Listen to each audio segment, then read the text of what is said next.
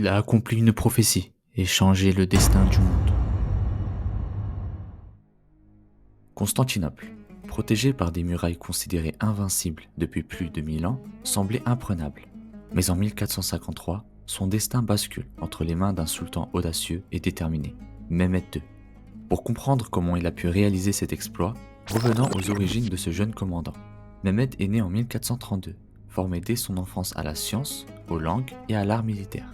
Très tôt, il porte en lui une prophétie ancienne. Constantinople tombera aux mains d'un grand commandant. Ce rêve guide toute sa vie. À 21 ans, Mehmed devient sultan.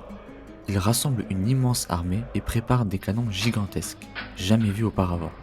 Il entreprend même une manœuvre audacieuse en transportant ses navires par voie terrestre pour contourner les défenses maritimes. Pour mieux comprendre la situation, voici une carte de Constantinople en 1453. La ville est protégée par des murailles au nord, à l'ouest et bordée par la mer au sud. Mehmed installe ses troupes tout autour, bloquant chaque accès. Une chaîne géante empêche les navires ottomans d'entrer dans la Corne d'Or. Il fait tirer ses bateaux sur des rondins de bois à travers la colline, jusque dans le port. Cette manœuvre surprend totalement les défenseurs byzantins. Le blocus est total. Les tentes de l'armée encerclent la ville. Les généraux tracent des plans autour de cartes. Les soldats font glisser les bateaux lentement à travers la forêt. L'armée avance avec foi, discipline et précision. La nuit précédant l'assaut final, Mehmed et son armée prient en silence.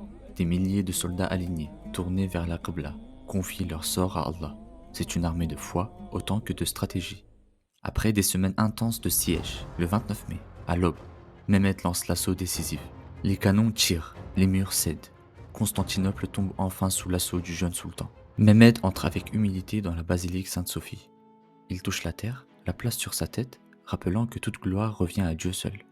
Quelques jours plus tard, il ordonna que Sainte-Sophie soit transformée en mosquée, marquant ainsi un nouveau chapitre dans l'histoire spirituelle de la ville. Ce jour-là, Fatih Sultan Mehmed entra dans l'histoire comme le conquérant de Constantinople, reliant pour toujours l'Orient à l'Occident, et réalisant ainsi une prophétie vieille de 8 siècles. La ville, autrefois appelée Constantinople, deviendra plus tard Istanbul, capitale spirituelle, politique et culturelle de l'Empire ottoman.